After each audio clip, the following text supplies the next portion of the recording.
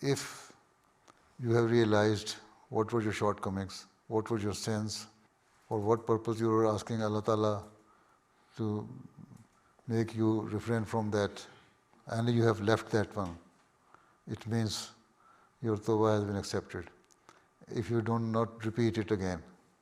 And for that you will continuously say istighfar. If you repeat it again, that means your tawbah has not been accepted, you still have some shortcomings, and try to remove those. ठीक है? The best way to get strength against Satan is to continuously say istighfar. Astaghfirullah Rabbi min kulli dhanbin wa atubu ilayh, and understand the meaning of it, not only that repeat by the mouth. And if Allah Ta'ala has accepted your other prayers and you have completely left all these bad things, that means your tawbah has been accepted.